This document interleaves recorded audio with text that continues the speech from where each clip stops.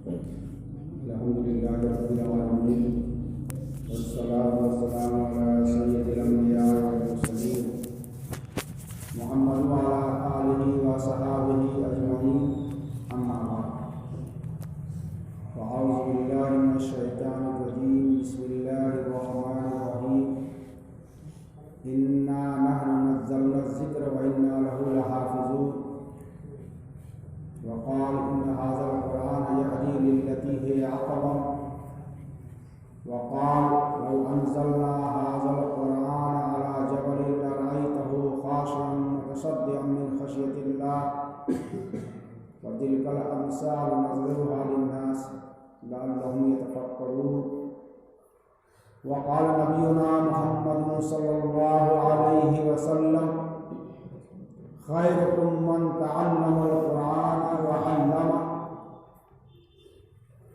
علماء کرام، اساتذہ مدرسہ تحفیظ القرآن اور عزیز بچوں اور ان کے والدین و سرپرستان، یہ آپ کے ہمارے مدرسے کی نسبت سے بڑی ہی مبارک خیر و برکت والی مجلس ہے، بہت روحانی مجلس ہے۔ اللہ سے اس کی نسبت ہے، اللہ کے گھر میں اس کی نسبت ہے، اللہ کی کتاب سے اس کی نسبت ہے۔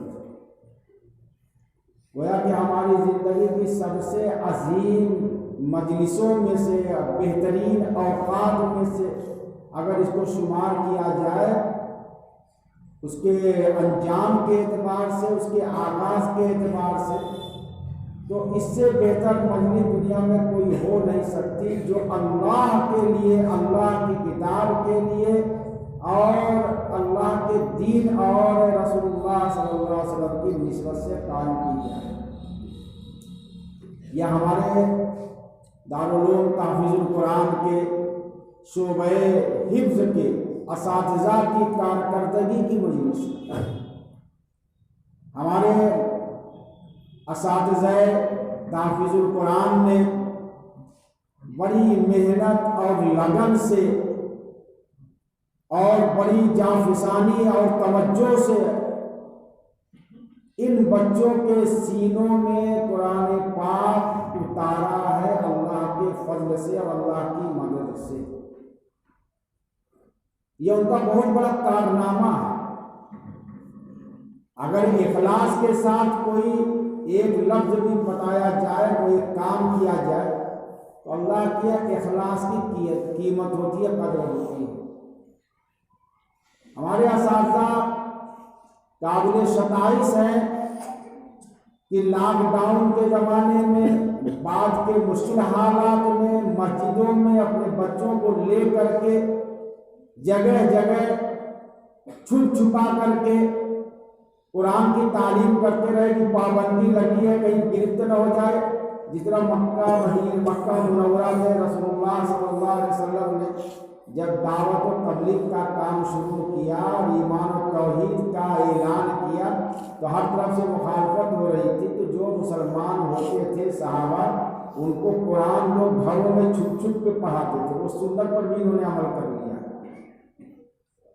بڑی قربانیاں دی ہیں۔ اور ہماری عزیز بچے جو آج حافظ ہوئے ہیں، انہوں نے بھی بڑی محنت کی، آتے تھے اور مختلف مسجدوں میں پابندی کے ساتھ جا کر کے حفظ قرآن کرتے تھے۔ یہ ایک اللہ کی توفیق تھی، اللہ کا کرم تھا۔ آج اس کا ثمرہ ہم یہ دیکھ رہے ہیں کہ ماشاءاللہ 23 بچے ہمارے دارالعلوم تحفیظ القرآن سے تیار ہوئے۔ میں ان بچوں کی تیاری پر تو سب سے پہلے اپنے ناظم صاحب کی لگن کو، اساتذہ کی محنت اور توجہ کو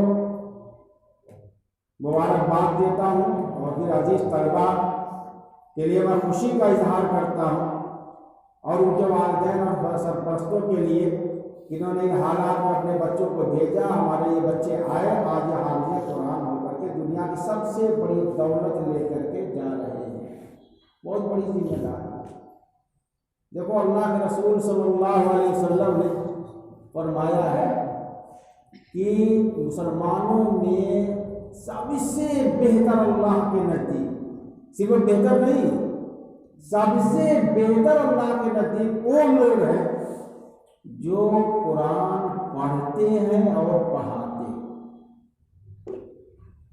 یہ اللہ کے نزدیک سب سے محبوب ہے۔ بہت لوگ کام کرتے ہیں، کوئی حدیث پڑھاتا ہے، کوئی فقہ پڑھاتا ہے، موٹی موٹی کتابیں پڑھاتا ہے اور کالج میں پڑھتا ہے، بڑی بڑی کتابیں پڑھتا ہے، پڑھتا نہیں پڑھتا، لیکن تم سے اچھا نہیں ہے وہ۔ یہ اللہ کے رسول کا کلام ہے، فرما رہے کہ اس سے بہتر، اب اس سے بہتر کوئی ہو ہی نہیں سکتا۔ جس اللہ نے ہمیں پیدا کیا، جس اللہ نے ہمیں مسلمان بنایا، جس اللہ نے ہمیں عمر عطا کی، ایمان کی دولت ہمارے سینوں میں دی، اس اللہ کے کلام کو پڑھنے والا اللہ کے نزدیک کتنا اہم ہوگا۔ یہ کل دنیا جو ایسی قرآن کے صدقے میں، اگر قرآن کو اتارنا نہ ہوتا نہ پھر رسول کو بھیجا نہ جاتا۔ یہ سمجھ لو، قرآن اللہ اپنے کلام کو اتار کر کے دنیا میں اپنا قانون، اپنا دستور، اپنی ہدایت اپنے بندوں پر نافذ کرانا چاہتا ہے، کیونکہ ہم کو پیدا ہی کیا اللہ نے اپنی عبادت کے لیے، کہ عبادت و منوانے طریقے پر ہو بھی نہیں، کوئی چھوڑ دیا جائے کہ نہیں میں اپنی مرضی سے نماز پڑھتا ہوں، کوئی کہنے لگا کہ میں پورا پوچھ کروں گا، کسی نے کہا جن سے میرا جھگڑا ہے دادا میں اتر کروں گا، اس کے سامنے نہیں آؤں گا، زندگی جو چاہے منمانے طریقے سے گزارے جو آج کل دنیا گزار رہی ہے۔ نہیں، اللہ نے کہا کہ ہمارا دیا ہوا قانون اور دستور جب اختیار کرو گے نا، تب ہمارے بندے ہو گے، ہماری عبادت ہمارے اصول پر کرنی پڑے گی۔ 4 رکعت کے بجائے 5 رکعت ظہر نہیں پڑھ سکتے، 3 رکعت کے بجائے 4 رکعت مغرب نہیں پڑھ سکتے۔ اللہ نے جو قانون بتا کر کے کلام پاک میں اور اس کی تشریح کرا کے رسول اللہ صلی اللہ علیہ وسلم کے ذریعے ہمیں راستہ دکھایا ہے، اس کو اختیار کیے بغیر نہ عبادت ہوگی اور نہ بندگی ہوگی، یہ ہے۔ اور یہ پوری کتاب اللہ کا صرف کتاب نہیں ہے، اللہ کا کلام ہے۔ آپ دیکھ رہے ہو، مثال کے طور پر میں سمجھاتا ہوں کہ آج ہمارے پردھان منتری جی کا جو نعرہ لگاتے ہیں اور ان کا نام جپتے ہیں، بھگت کہلاتے ہیں، تو ان کی بڑی قدر ہو رہی ہے۔ کیوں کر رہی ہے کہ جہاں مودی مودی مودی مودی زیادہ وہ بڑے قریبی ہیں، انگ بھکت ہے ان کے، جو جس کے قریب رہے گا اس کی ہر بات مانے گا تو اس کو ویلیو بڑھے گی، اس کا مقام بڑھے گا، اس کی عزت بڑھے گی۔ اگر وہ صاحب مرتبہ ہے، پوزیشن والا ہے، وزیر اعظم ہے، وزیر اعلیٰ ہے، تو اس کے نزدیک یہ میرا اپنا آدمی ہوتا کہ نہیں ہوتا۔ یہاں کسی گاؤں میں محلے میں کسی مالدار کے ساتھ یا چیئرمین صاحب کے ساتھ یا کسی آفیسر کے ساتھ 24 گھنٹہ لگے رہے، وہ کہا کہ ذرا یہاں چلے جانا، ذرا وہاں چلے جانا، بغیر چو چرا کے آپ اس کے پاس جائیں گے، وہ آدمی اس کی بات مانے گا تو اس کا ہر کام وہ کرائے گا کہ بھیا میرا اپنا خاص آدمی ہے۔ تو قرآن پاک جو حفظ کر لیتا ہے، قرآن پاک کی برکت یہ ہے کہ وہ اللہ کا خاص بن جاتا ہے، اور جس سے اللہ راضی، اس کا مقام اور مرتبہ رضوان من اللہ اکبر، اللہ کی رضا بہت بڑی چیز ہے۔ اللہ راضی ہے، جنت بھی ملے گی، دنیا بھی ملے گی، عزت بھی ملے گی، شوکت بھی ملے گی، پیسہ بھی ملے گا۔ کیوں؟ اس لیے کہ دینے والی ذات اللہ کی ہے اور وہ ہم سے راضی ہے۔ اس لیے اللہ کی رضا کے لیے تمام محنت کراتے ہیں انبیاء علیہ السلام، اپنے رب کو راضی کر لو، اپنے مولا کو راضی کر لو، پھر جو اس مولا کا کلام جب آپ پڑھیں گے کہ اتنا اہم کلام ہے، اتنا اہم کلام ہے کہ اللہ کے رسول نے فرمایا کہ کلام پاک کے ہر آیت کے، ہر لفظ کے، ہر حرف میں 10 نیکی، لا اقول الف لام میم حرف بل الف حرف لام حرف میم حرف، الف لام लाम मीम 30 नेकी। अब पढ़ रहे हैं, आप भी तिलावत कर रहे हैं, मौलवी साहब तिलावत कर रहे हैं, जो भी तिलावत कर रहा नेकियां समझता जा रहा। अब बताओ भैया, सूरह फातिहा में जोड़ लो कितने हुरूफ हैं और उसको 10 से ज़रब दे दो, ये नेकी मिल रही है, पता भी नहीं चलता। अल्लाह ने अपने कलाम के अंदर बड़ी नेकियां रखी। तो जिस दिल में अल्लाह ताला अपने कुरान को उतार देगा, अपनी किताब को उतार देगा, क्या कोई अमेरिका का सदर हो या बरतानिया का वज़ीर आज़म हो या अपने भारत के वज़ीर आज़म हो, उनका कोई करीबी इतना करीबी बन सकता है क्या? नहीं बन सकता। अल्लाह के करीबी बन चुके हो तुम लोग और तुम्हारी कुर्बत का ये हाल है। अल्लाह के इतने महबूब बन चुके हो कि अगर नीयत दुरुस्त किए रहोगे और हाफिज बन के रहोगे, हाफिज गुंडा नहीं, गुंडा भी समझते ना नमाज पढ़े, न रोजा रखे और न तिलावत का एहतमाम किया। हाँ, रमजान का महीना जब आया तो सामान में जुट गए और उसके बाद रमजान में तरावी सुना ली, कुछ पैसा ऐंठ लिया, फिर दाढ़ी मुड़ाए, नमाज छोड़ी, हाफिज की है, तो इज्जत दुनिया में भी चली जाती है। और अल्लाह ताला ऐसे हाफिजों के साथ जो मामला करेंगे ना, वो सोच लेना। जब हाफिज का मकाम यह है कि क़यामत के दिन अल्लाह ताला फरमाएंगे, भाई एक मौलवी साहब है, हाफिज नहीं है, हदीस पढ़ाया, एक इबादत गुजार है, एक आबिद है, एक तहज्जुद करने पढ़ने वाले हैं, एक मुत्तकी है और परहेजगार है, सबको जन्नत में दाखिल करके भाई तुम्हारा यह दर्जा है, तुम्हारा यह दर्जा है, तुम्हारा यह दर्जा है, जैसी करनी वैसा मर्तबा, जैसा अमल वैसा मकाम मिलेगा जन्नत में। लेकिन हाफिज साहब का मकाम यह होगा, अल्लाह ताला उससे फरमाएंगे, तुमसे फरमाएंगे, तुमसे और मेरा कुरान पढ़ते जाओ और मर्तबे बुलंद जीना, मर्तबे का जो जीना है ऊंचाई का जन्नत में, वो तय करते जाओ। अब वो तय करते जाओ, पढ़ते जाओ। पूरा कुरान अगर तुमको पढ़ते हुए जाना है तो यहाँ से कहाँ तक जा सकते हो? पढ़ते हुए इत्मीनान से, वो तरतीब के साथ। ये लफड़ सफर हाफिज रेल नहीं, हाफिज डायरेक्टर या हाफिज रेल की नहीं, बल्कि इत्मीनान से। वरत्तिल कुरान तरतीला, कुरान को तरतीब के साथ पढ़ लीजिए। जब हमारे कारी तारीख साहब पढ़ रहे हैं तो कहाँ तक जाओगे पढ़ते हुए? पूरा कुरान 30 पारा, पैदल जाना है तो मान लो कि यहाँ से खैराबाद 9 किलोमीटर है, पढ़ते हुए कुरान खत्म करोगे? नहीं कर पाओगे, मौत चले जाओगे। इसलिए 30 पारा है ना।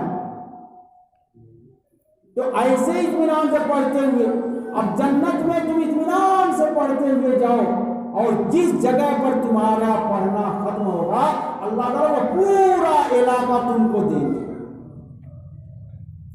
पूरा इलाका तुम्हारे नाम। अब जो जितना पढ़ता जाएगा, हुफाज का ये मर्तबा है, किसी आलिम दीन का सिर्फ नहीं, ये हाफिज का दर्जा अल्लाह ताला ने रखा है क़यामत में तुम्हारे लिए।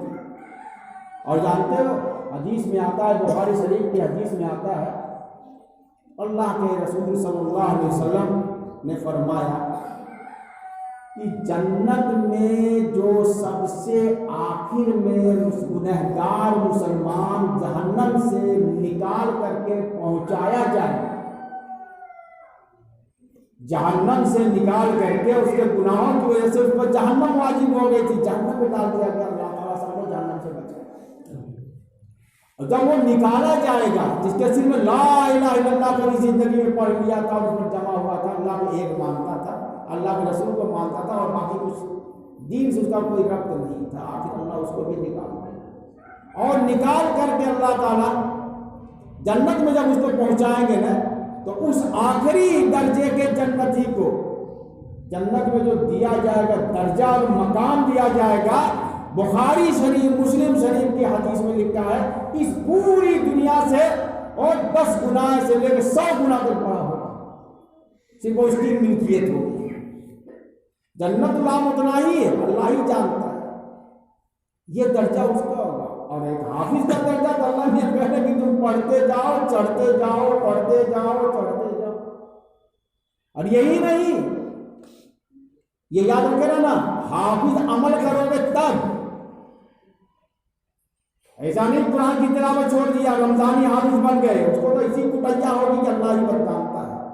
जितना सवाब दिया जाएगा ना, ऐसे ही लोफर हाफिज जी को, बदकमाश हाफिज जी को, गुंडा हाफिज जी को, न पढ़ता है न तिलावत करता है, बस रमजान में याद करके पैसा कमाने के लिए, अल्लाह के लिए नहीं, पैसा पाने के लिए इस मस्जिद उस मस्जिद में दौड़ता है, उसकी जो कुटैया होगी इसी दर्जे की कुटैया भी होगी। इसलिए कि अल्लाह के फरमान, अल्लाह के कलाम की नाकदरी की अल्लाह के इस बंदे को अल्लाह ने नहीं छोड़ेगा। तो बार कब ये तुम्हारा दर्जा होगा और उसके वालिदैन या तुम्हारे अब्बू अम्मी को नवाजा जाएगा, उसका एहसास किया जाएगा, इवाद अल्लाह में आप देंगे अपनी तरफ से, उनके सरों में ताज रखा जाएगा। तो इवाद समझना जानते ही कितना बड़ा काम है, बड़ी इज्जत होती है। प्रधानमंत्री से जमहूरिया के हाथों से पता चला कि 100 आदमी को या मैं जमहूरिया के मौके पर दिया गया, उनके लिए टिकट सब फ्री हो जाता है, रेल का पास मिल जाता है, कुछ पैसा 10,000 5,000 1 लाख 2 लाख मिल जाता है। ये अवार्ड दिया जाता है, पद्म श्री पद्म विभूषण पता नहीं क्या क्या नाम दिया जाता है, और उस पर वो ऐंठते हैं कि मेरा क्या है, मैं मुल्क का पद्म श्री हूँ। तो ये अल्लाह ताला तुम्हारे वालिदैन को एजाज देंगे और उनको बाकायदा बुलाया जाएगा, स्टेज लगाया जाएगा, सबके सामने उन माँ बाप के सरों पर अल्लाह ताला नूर का ताज रखेंगे, नूर का। यहाँ से तो नकली शीशे वाला ताज पर देखा होगा, दूल्हा वाला शादी होती है भैया, ड्रामा वामा करते हो, देखा होगा ताज बनाए रहते हैं, शीशा लगाते चमकता है ना, वो तो जन्नती हीरा होगा, जन्नत का नूर होगा। वालिदैन दुनिया में इस बच्चे को उन्होंने वक्फ कर दिया था, तुमको मदरसे में दे दिया था कि आप साहब मौलाना साहब आप इसके पढ़ाए, तो तुम्हारे वालिद को जब पहनाया जाएगा, तुम्हारे वालिद के सर पर जब ताज सजाया जाएगा तो कितना ऊंचा होगा। तो अब जिन्होंने तुम्हारे सीने में मेहनत करके, अपना वक्त लगा करके, पूरी तवज्जो से तुमको सुन सुन करके कुरान को महफूज कराया है, क्या उनके सर पर ताज नहीं रखा जाएगा? वालिदैन से चमकता हुआ ताज तुम्हारे असातिज़ा के सरों पर अल्लाह ताला रखेंगे। जब वालिदैन के वक्फ करने का ये हाल है कि बच्चे को मदरसे में दे दिया, तो उस बाप और माँ का एजाज इस दर्जे का हो रहा है, तो उसके उस्ताद का क्या हाल होगा, उसका दर्जा कितना ऊंचा होगा जिसने तुम पर 3 साल 2 साल 1.5 साल मेहनत की। अगर वो तुमको तनख्वाह के लिए नहीं पढ़ा रहा है, अपनी शोहरत के लिए नहीं पढ़ा रहा है, अल्लाह के लिए पढ़ा रहा है, ये मेरी अमानत मेरा है, और अल्लाह ने मुझे सबूत किया है कि मेरा कलाम मेरे इस बंदे के अंदर तुम उतारो, ये तुमको अमानत दी जा रही है, मेरे लिए उतारो। और अगर हाफिज जी शोहरत के लिए, नाम पैदा करने के लिए उतार रहे तो उनको भी वही ढकेला जाएगा, चाहे वो मौलवी चाहे कोई हो, उनका भी अंजाम वही हो। अगर उन्होंने अपनी नाराजगी पर मारा और अपनी वजह से मारा तो उसकी सजा उनको मिलेगी, और अल्लाह के लिए मारा, तुमने याद नहीं किया था इसलिए मारा, तो उस पर भी उनको अजर मिलेगा, मारने का भी अजर मिलेगा। यह भी तय है। अगर तुमको मारा, तुमने समझाया नहीं माने, तो उस लिए मारा जिसने याद नहीं किया है, समझ नहीं, तब तो अजर मिलेगा। और इसलिए मारा कि समोसा मंगाया था नहीं लाया है, या पैसा मंगाया था मिठाई खाने के लिए नहीं लाया, पीट दिया, तो भूख देंगे बोलिए साहब, हाफिज जी भूख देंगे, चाहे मौलाना हो, जाउद्दीन साहब हो, चाहे हाफिज खालिद साहब हो, या कोई बड़ा से बड़ा अल्लामा हो, जात के लिए अगर मारेगा, पकड़ा जाएगा, पढ़ने के लिए मारा जाएगा, अजर पाएगा। ये है आपके बच्चों का ये मकाम। और ये तुम्हारे वालिदैन जो 10 है ना, इनके अलावा बख्शे जाएंगे, यानी 2 माँ बाप हो गए, अब्बा अम्मा, और तुम्हारे घर के 10 ऐसे अफराद, खुदा न करे कि कोई जहन्नम में जाए, लेकिन गुनाह की वजह से اگر جہنم اس کے اوپر لکھ دی گئی ہے تو تمہاری برکت سے ان کو بھی اللہ میاں بخش دیں گے۔ میرے عزیزو، اللہ کا یہ کلام ہے، اللہ کا دین ہے، اسی لیے اللہ نے ہماری ہدایت بھی رکھی ہے اور ہماری عزت بھی رکھی ہے، ہمارا وقار بھی رکھا ہے اور ہماری خوشحالی بھی رکھی ہے۔ یہ قرآن ہی ہمارے لیے نجات کا ذریعہ ہے، ہماری ترقی کا ذریعہ ہے، ہماری کامیابی کا ذریعہ ہے۔ صحابہ نے اسی قرآن کو لے کر کے جب اپنی زندگی میں اتارا ہے، وہ معزز زمانے میں مسلمان ہو کر، وہ معزز زمانے میں مسلمان ہو کر، اور ہم خار ہوئے تاریخ قرآن ہو کر۔ مسلمان قرآن سے الگ نہیں ہو سکتا اور قرآن مسلمان کی زندگی سے نکل نہیں سکتا۔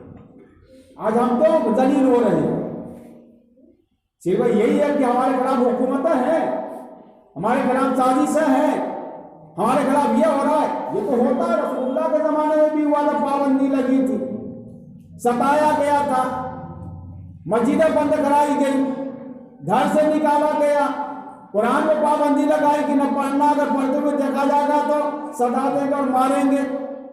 کوئی نیا کام نہیں ہو رہا ہے، بس انداز بدلا ہے، لیکن قرآن کو سینے سے لگائے ہوئے گھر گھر قرآن پڑھا جا رہا تھا، سیکھا جا رہا تھا، سمجھا جا رہا تھا، عمل کیا جا رہا تھا۔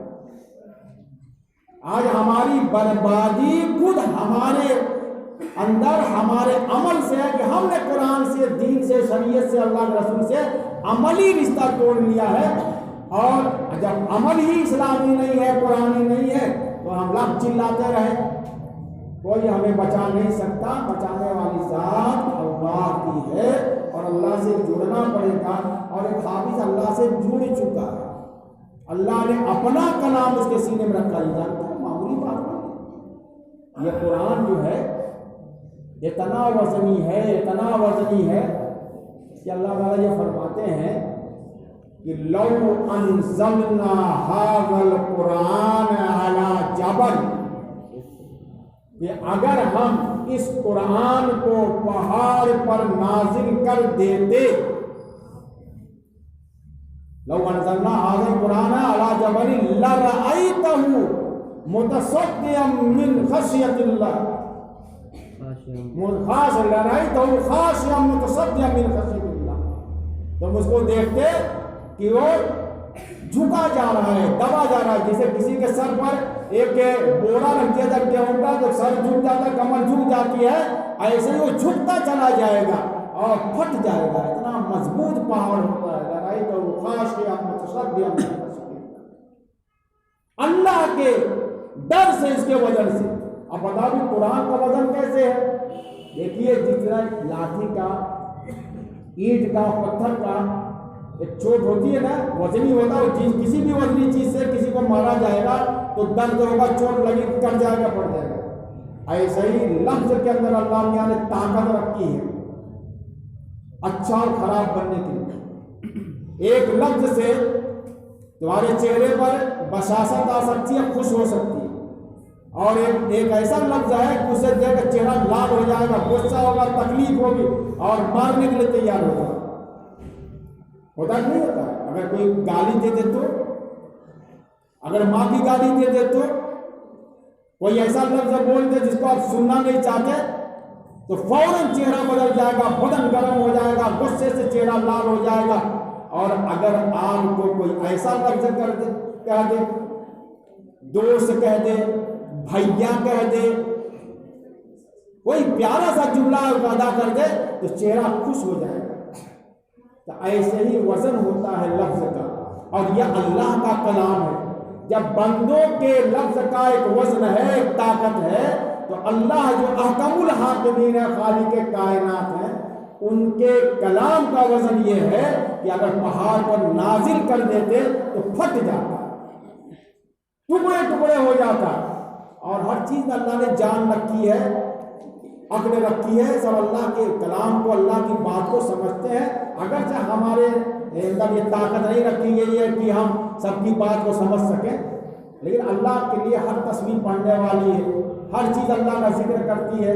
اس طریقے سے کلام پاک کا وزن وہ محسوس کرتے اور پڑھتے ہیں۔ لیکن دیکھو اللہ نے انسان کے دل کو اتنا طاقتور بنایا، اتنی قوت رکھی کہ 30 باروں میں اللہ کے کلام کو انہوں نے سینے میں لیے ہوئے، کہیں بوجھ معلوم ہو رہا ہے کیا؟ تو لوگوں کو کوئی گرانی لگ رہی ہے؟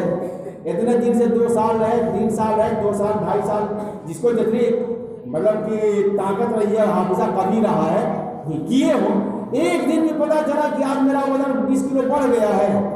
نہیں ہے، یہ روحانی وزن ہے۔ اتنے وزنی ہو چکے ہو کہ جس پہاڑ پر تم چڑھ جاؤ گے وہ تمہارے قرآن کی وجہ سے قرآن لرز رہا ہے اندر سے کہ میرے اوپر ایک حافظ قرآن ہے۔ اس مسجد میں آج 23 قرآن جو آج تازہ نہ جانے کتنے حافظ قرآن ہیں، سب اللہ کے کلام کو لے کے ڈھو رہے ہیں، یعنی دنیا میں چلتا پھرتا جنتی چل رہے ہیں۔ جنتی تو گارنٹی ہے تمہاری، ہاں شرط وہی ہے، کیا ہو رہا ہے؟ اخلاص اللہ کے لیے اگر پڑھے ہو اور جس ادارے میں آپ نے پڑھا ہے اس ادارے کو اپنا محسن ماننا پڑے گا تا حیات۔ جن اساتذہ نے پڑھایا، جن ناظم صاحب نے پڑھایا، تمہارے لیے اس مدرسے میں جتنی بھی ممکن ہوئی سہولیت فراہم کی گئی۔ آج انگریزی کالجوں میں، اسکولوں میں ہر مہینہ ایک باپ اپنے لڑکے کو صرف دنیا کی دولت کمانے کے لیے کہ وہ انجینئر بن جائے گا، کوئی سرکاری ملازمت ملے گی، ڈاکٹر بن جائے گا، رشوت دیتا ڈونیشن کے نام پر، اور ڈاکٹر بنانے میں MBBS کرانے میں تو 70 لاکھ روپیہ دیتا ہے، کھیت بیچ کر کے، مکان بیچ کر۔ مقصد یہ ہوتا ہے کہ میرا لڑکا جب 2 لاکھ کی نوکری پا جائے گا اور بڑی آمدنی الگ سے کمائے گا، حلال اور حرام ملا کر کے بہت جلدی مالدار ہو جاؤں گا۔ تو تمام فیس بھرتا کہ نہیں بھرتا؟ اور مدرسے میں مفت پڑھانے کے لیے اگر 200 فیس لگا دی جاتی ہے، بڑا پیسہ لگتا ہے، بڑا پیسہ لگتا ہے۔ ہم مسلمانوں نے مدرسوں کے لیے ذہنیت بنا دی جس سے ہماری جنت بن گئی، اللہ راضی ہو گیا، ہمارا دین بچ گیا، ہمارے ایمان بچ گیا، ہمارا عقیدہ بچ گیا، ہماری انسانیت بچ گئی، ہماری سلامت بن گئی۔ اس مدرسے میں اپنے بچے کے ذریعے 200 روپیہ 250 روپیہ فیس دینا مہینے میں اتنی بڑی مصیبت ہے کہ بعد میں لے لیجیے گا، اگر لگا دیا گیا، اس لیے کہ مفت میں پڑھنے کا ایک مزاج علماء نے بنا دیا ہے زکات کی رقم۔ یہ تو ہماری بے غیرتی ہے مسلمانوں کی، دنیا کمانے کے لیے اپنا دکان اور کھیت بیچ دیتا ہے، اور اللہ کی رضا کے لیے، اللہ کے دین کے لیے، اپنے ایمان اور عقیدے کے لیے اگر ہمیں پیسہ دینا پڑتا ہے تو ناک بھون سب کی سب ٹیڑھے بیڑے ہو جاتے ہیں۔ پیسہ لے کے پڑھاتے ہیں، زکات کی رقم مانگ کر لائی جائے اور آپ کے بچے، ہمارے بچے اسی زکات کی ان کی رقم سے پڑھائے جائے، اس پر ہمیں بڑا خوشی ہوتی ہے کہ مفت تعلیم دلا رہے ہیں۔ تعلیم اسلام میں کہیں مفت نہیں ہے، اوریجنل پیسہ لگانے کے لیے۔ یہ تو مسلمانوں کی غربت کی وجہ سے تھا، اور ہم نے پورا مزاج بنا لیا زکات کی کھاؤ، زکات کی کماؤ۔ کوئی یہ کہتا ہے آپ کے لیے اسکول آپ کے سامنے ہے کہ وہی باپ جو مجبور ہے 5 روپیہ فیس دیتا ہے، یونیفارم الگ سے بناتا ہے، اور وہی باپ مدرسے میں اپنے بچے کو دیکھنے بھی نہیں آتا، وہی سرپروں سے دیکھنے بھی نہیں آتا۔ ہم لوگوں کتنی محنت سے پڑھے یہ بھی میں جانتا ہوں، کتنا ناگا کرتے تھے۔ کچھ لڑکے لگے ہوئے تھے، ایک سے ایک پوچھ رہے تھے، 6 سال لگائے گاں بجا رہے تھے، اللہ نے ہم کو بنا دیا، یہ معمولی بات ہے کیا؟ لیکن بنا دیا، لگے رہے، چھوڑا نہیں۔ تو میرے بھائیوں، آپ والدین سے بھی میری درخواست ہے کہ ان بچوں کی قدر کیجیے اگرچہ، اور ان جن اداروں میں ادارہ آپ ادارے پر آپ کا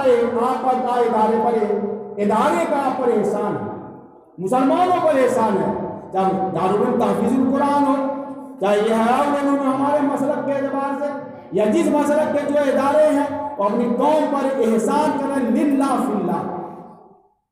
تو اس لیے ہمارے ہند کے جو بچے ہیں ان کو یہ چاہیے، ان کے والدین کو یہ چاہیے کہ قرآن کی دولت سینوں میں اتارنے کے لیے اپنی اصلی رقم لگائیں، تب دیکھیے اللہ کیا کیا درجہ ملتا ہے، کیا مقام ملتا ہے۔ صرف زکات کی رقم پر، اور وہ بھی جب ملتا مجھ سے یہاں بھی جھگڑا کر لیتے ہیں، حافظ صاحب بیٹھنے لگتے ہیں، اسکول میں ذرا جائے ہاتھ جوڑے کھڑے رہتے، پرنسپل صاحب معاف کر دیجیے، اور یہاں بار کیا کرتے ہیں مدرسوں میں میں کسی مدرسے کی تعین نہیں کرتا ہوں، لیکن مدرسے کو میں جانتا بھی ہوں، اسی میں زندگی گزری ہے۔